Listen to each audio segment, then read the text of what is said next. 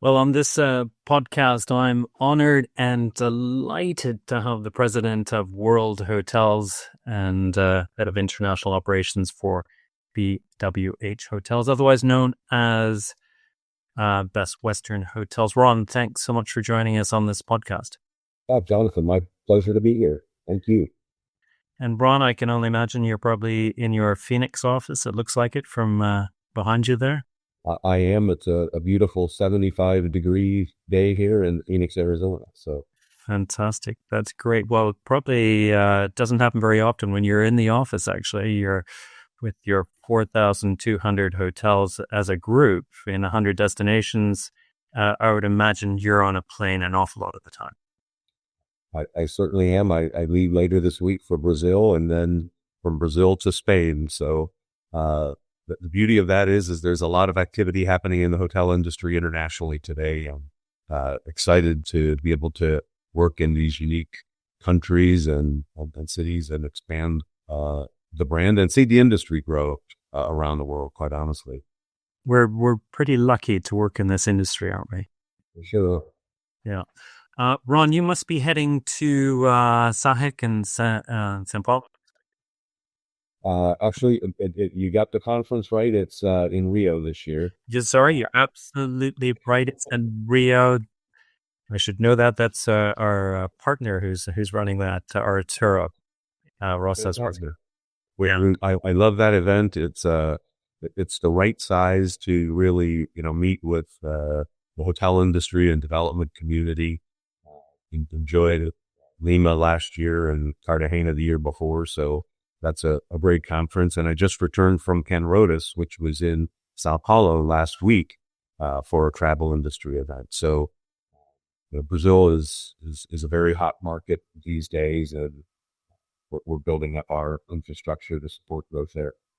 Well, and we're delighted to have you so engaged with what we're doing with the Future Hospitality Summit, both in Africa and in Saudi, both coming up around the corner. Maybe just sketch out a little bit about World Hotels and BWH Hotels as well, and where it fits into the ecosystem of our industry and what you do that's slightly different. Sure. Thank you. So BWH Hotels, as you mentioned, is most commonly referred to as Best Western or known as Best Western. What we did though, we were Best Western Hotels for 75 years. And in 2017, we expanded from being a mid-scale, upper mid-scale hotel chain. We moved down market and created Sure Stay Hotels, which is an economy brand. And that's grown to nearly 500 hotels around the world.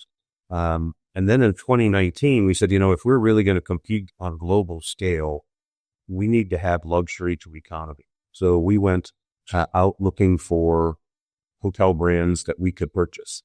And we found World Hotels. World Hotels has been around for 50 years. Started in Germany. We still have an office in Frankfurt, Germany today for that brand. But it's 150 luxury upper upscale hotels around the world. So now BWH Hotels has a brand, World Hotels, Best Western Hotels, and Sure Stay that compete in all segments of the industry. And within that, World Hotels has 4 brands: luxury, elite, distinctive, and crafted. Best Western has 12 brands that not many people recognize that we have. Soft brands within Best Western. We have boutique brands within Best Western. Still very prevalent with our Best Western and Best Western Plus brands. And then Sure Stay has 4 brands underneath it. And then we've expanded into the extended stay segment with executive residences and at home. So we are a global hotel chain, 18 brands in total, and compete in luxury to the economy segment, like many of the other, the big 5. So I'm a typical owner looking at a potential brand for my hotel. I would assume that I am an independent owner operator, typically within your portfolio. Yes. I would be probably an existing hotel looking for to be converted to one of your brands. That would depend on the market. Certainly, we do a lot of conversion, especially within the world hotels and segment. But it really depends on the region because everything is just about everything is new in Vietnam. Almost, there's a lot of new construction still in Thailand today. Uh, there's a lot of new construction in India.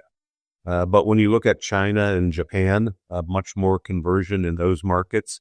Certainly, as we look at the Middle East and Africa as a target market for us, it's a lot of new construction, almost all new construction. So, and then Europe is 70% independent hotels. So we certainly do a lot of conversions within the market of Europe. And London is certainly one where almost all of our development is taking.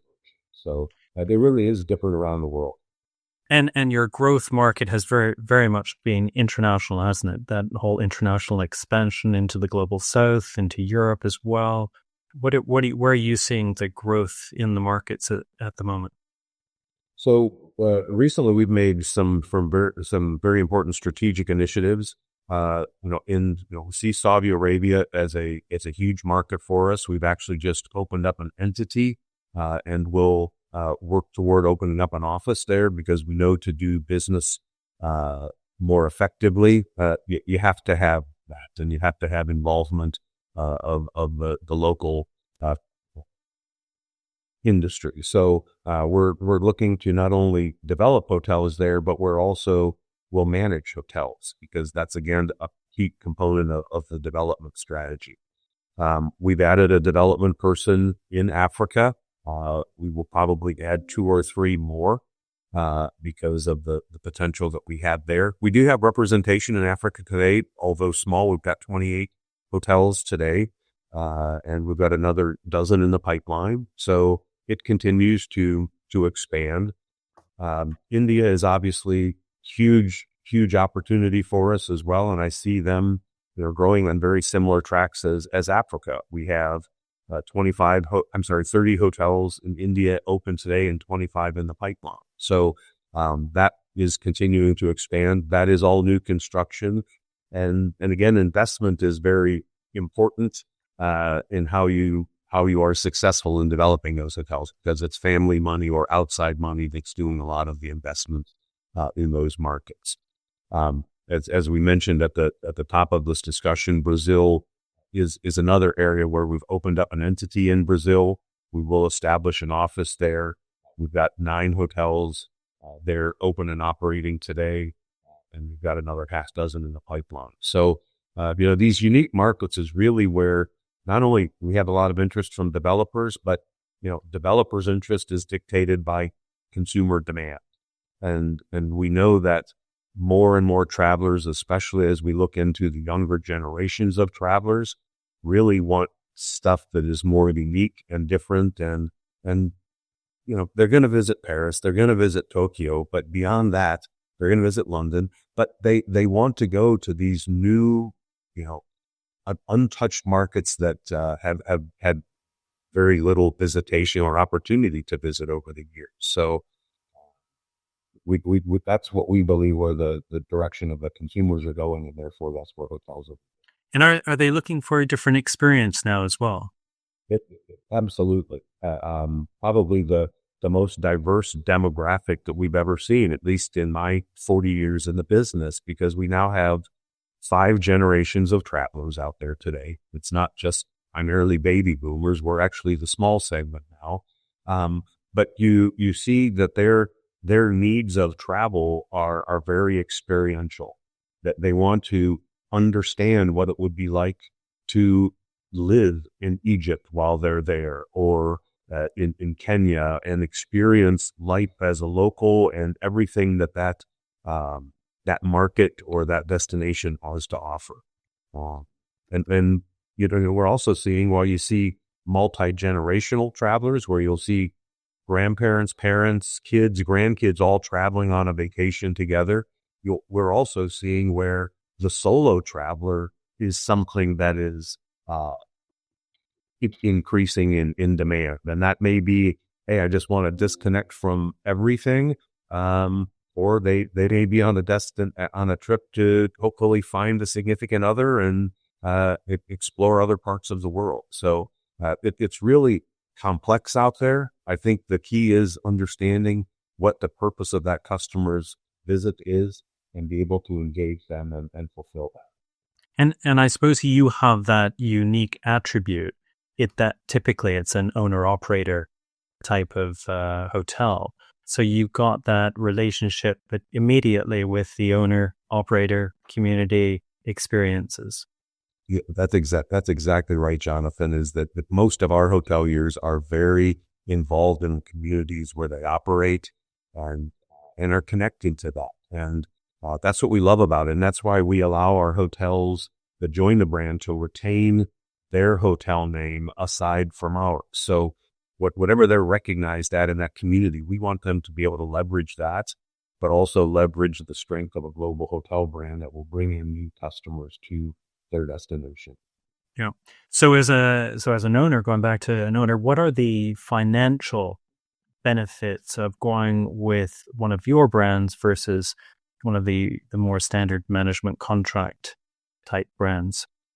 Well, I would say that, so why would an independent hotel look for a partner today? And, there, it's very expensive to compete in the industry.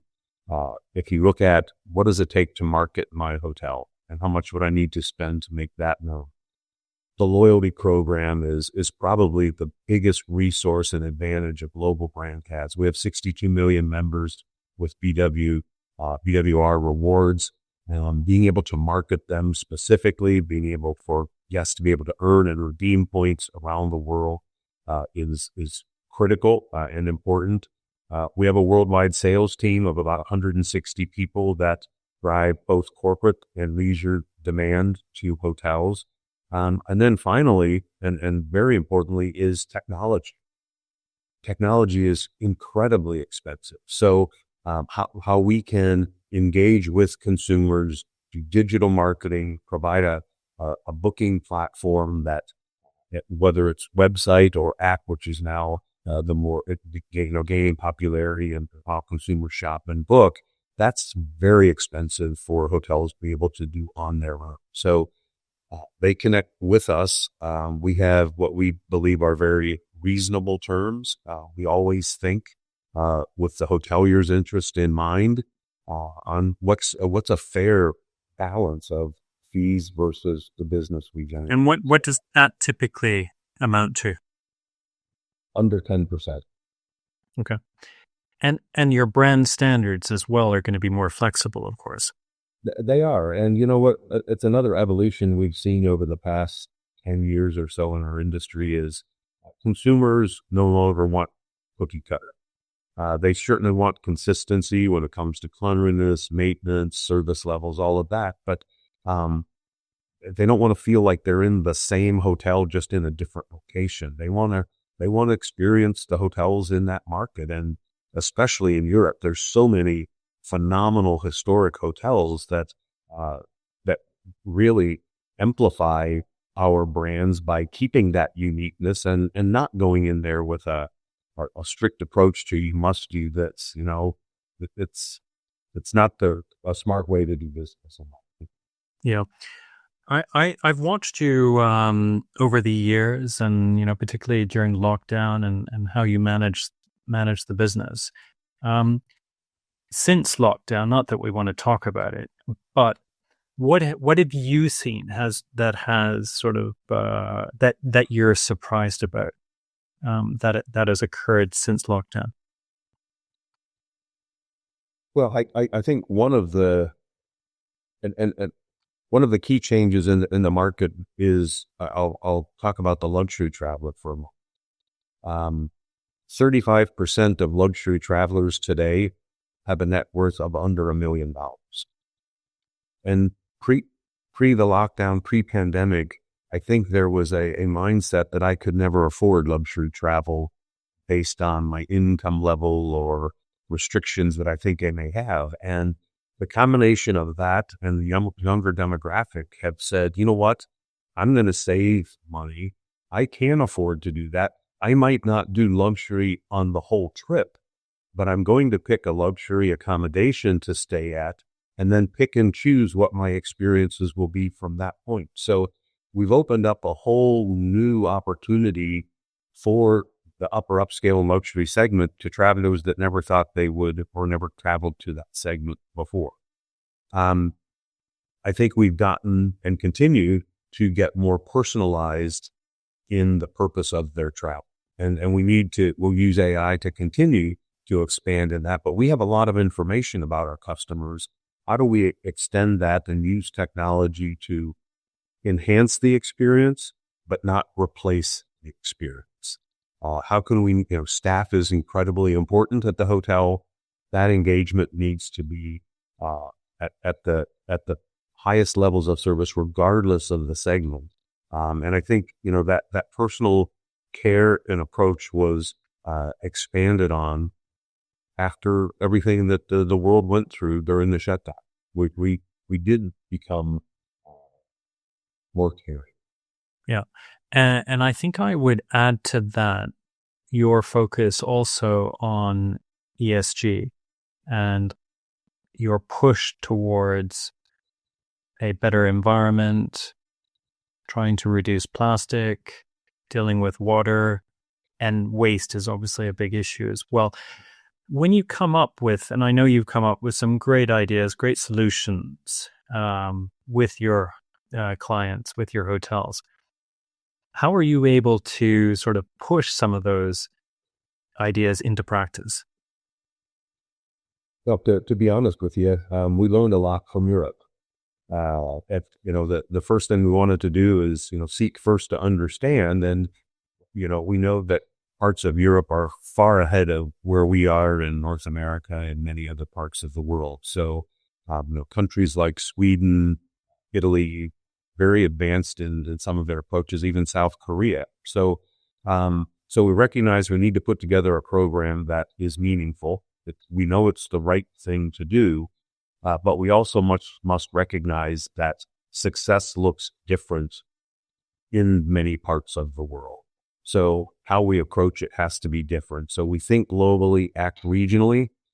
We started with what we thought was most important, and that is by aligning with an organization that kind of set the industry standards. And with that, we use the GSTC, the Tourism Council, to help us guide that.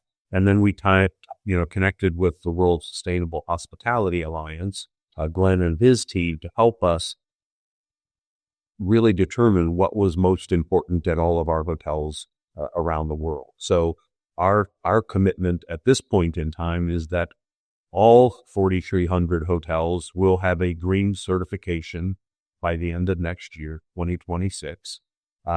So we're meeting that. And I do want to say that while it's referred to as ESG, we took a little bit different approach. We're calling it EPC, Earth, People, and Community, because we feel that's more personable than environmental, sustainable, and governance. That sounds like a government program. To us, this is very personal to us and our hoteliers. So what are we doing to protect the earth?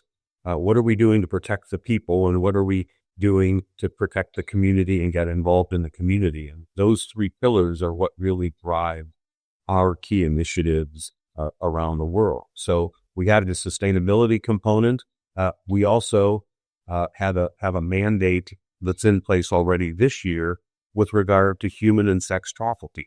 We think that that's something that the world and our industry can do a better job of educating and training and impacting some terrible things that are happening. So those are two real key strategic initiatives that we have as it relates to sustainable. No, that's great. That's good to see, because we're all We're all learning on this journey, and I'm sure there's plenty of best practices that you could share with us today. But I want to move into Africa now, and Okay. it's great to have you involved in FHS Africa, otherwise known as the Africa Hospitality Investment Conference. And so tell us, Africa's a massive continent with huge population growth. Where are you focusing at the moment, and where are you seeing the opportunities?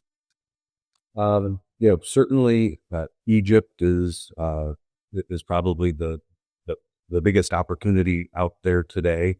But we're focused in in, in Kenya, Ethiopia. Our affiliate partner that we had in France, we've given license to control Morocco and develop there. They've got relationships and opportunities. So we had a couple hotels there today. But, just overall brand wise, those are probably the biggest markets that we're treading into. What's most important for us is looking at where we know we have demand and then seeking hotels to put in those markets. For us, it's not about how do we get to 100 hotels in Africa as quickly as possible. It's how do we add hotels in Africa that we know are destinations that we can ensure a hotel will be successful. So again, with the 28 active hotels, the other dozen we have in the pipeline, we determined that we have specific demand in these markets that we will drive customers to. We recently added the Pearl of Africa, which we're extremely excited about, our first world hotel in Kampala. And that's just the tip of the iceberg for us on now determining what are the next destinations for world hotels as we continue to expand with the Best Western.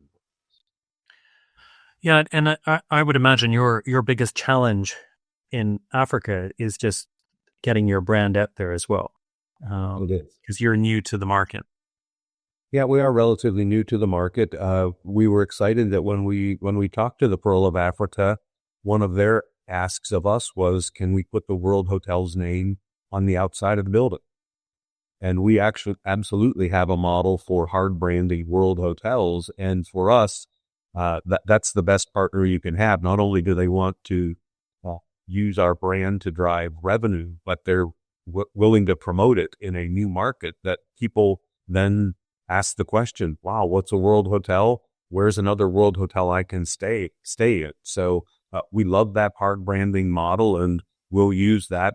It's especially important in emerging markets. We see the same thing in Saudi Arabia, where they want to be able to put the World Hotel's name on the outside of the building because it drives consumer confidence, awareness, and ultimately revenue. Right. Now, you mentioned earlier to me that your son is a zookeeper, which Yes. is amazing, and he must have extraordinary stories. I love that. So that leads me to conclude that you're quite obviously moving into the safari market in Africa at some point. But there is that growth, isn't there? You're seeing the global brands going into this market. You've got smaller brands like Envy as well that going. Is that something that you're looking at as well? Uh, Jonathan, you're right on track with where we are as a brand. Uh, we are moving into the glamorous camping segment of the industry called glamping. We're at the very beginning of this, but I will share with you that we've signed our first two projects. Not in Africa yet. We're having discussions with regard to that, but we believe that the glamping industry has tremendous global potential. I believe we'll have a half a dozen or more projects here in the next 90 to 120 days, and hopeful that includes some discussions we're having with groups in Africa, because I think, again, when I look at South America, the rainforest and the opportunities there, as well as Africa and safari, those to me are the two tremendous opportunities that people will really see the world in a different way. That is important because at the end of the day, some of it might not be around forever. So we're all doing our best to protect that, but some of that is in jeopardy, and to experience that today and do what we can to protect it is important. Yeah, no, I couldn't agree with you more. And making sure tourism is a force for good and working with those local communities. And again, mentioned earlier in our chat that, I recently had, or this morning had a discussion with the CEO of WWF, and just interesting how we can align with what they're doing and what tourism's doing, and, obviously try to help each other to protect our planet, protect our wildlife, and create and to keep those experiences for our clients and visitors to these special places. Well, we'd love to be involved to the point that we can with any of those discussions you have. It's pretty good work. Yeah, no, that's great. Well, Ron, in Africa, then, we're going to see you and your team in Cape Town coming up at FHS Africa. So this has been really useful just to understand a little bit more about yourself, about what you're looking for, getting that understanding of that whole sort of community, I think, is really important. It's an important value for your company, and that creates the whole experiences as well. Having that community experiences, the owner operator approach, certainly makes a big difference to the experience that clients will cherish when they stay in one of your properties. And we look forward to assisting with the networking side and helping you to grow your brand in Africa and of course elsewhere. So very much look forward to seeing you at our event coming up, both in Saudi and in Cape Town. So thank you, Ron. No, my pleasure, and we're looking forward to sharing these destinations with people from around the world that probably never thought they would visit Africa or Saudi Arabia, and now it's a big small world out there, and we're opening up travel to everybody, and we look forward to that. Great. Well, listen, thank you so much, Ron. Thank you.